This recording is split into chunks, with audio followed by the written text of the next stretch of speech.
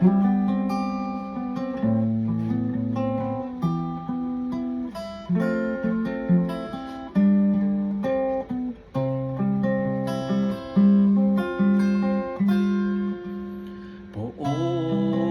maglilingkod sa'yo, tanang bansa nitong mundo.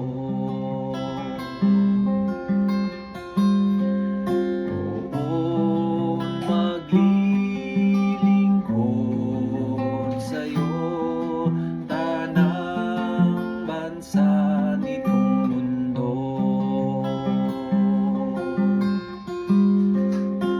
Turuan mo yung haring humatol ng katuwiran, sa taglay mong karunungan, O Diyos, siya'y bahaginan, upang siya'y maging tapat, mamahala sa iyong bayan, at pati sa mahihirap maging tapat.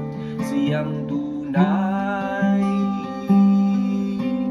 poon maglilingkod sa'yo, tanang bansa nitong mundo. Yaong buhay na matuwid sa kaniyang kapanahunan, madama ng bansa niya at umundad habang buhay. Yaong kanyang kaharian ay palawak ng palawak, mula sa ilog Euphrates sa daigdig ay kakalat. Poon maglilingkod sa'yo, tanang bansa nitong mundo. Mga haring nasa pulo at naroon sa Espanya, maghahandog ng kaloob, ihahain din sa kanya. Pati yaong mga hari ng Arabia at Ethiopia, may mga kaloob ding taglay na alaala.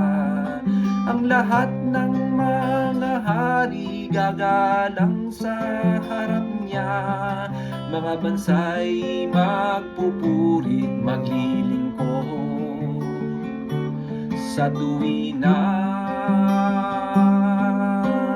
Poon maglilingkod sa'yo, tanang bansa nitong mundo.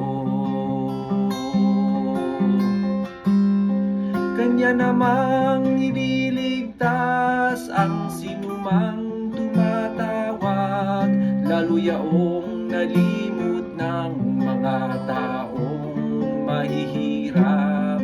Sa ganitong mga tao, siya'y lubhang nahahabag, sa kanila tumutulong upang sila ay mailigtas. Poon maglilingkod sa'yo, tanang bansa nitong mundo. Poon maglilingkod sa'yo, tanang bansa nitong mundo.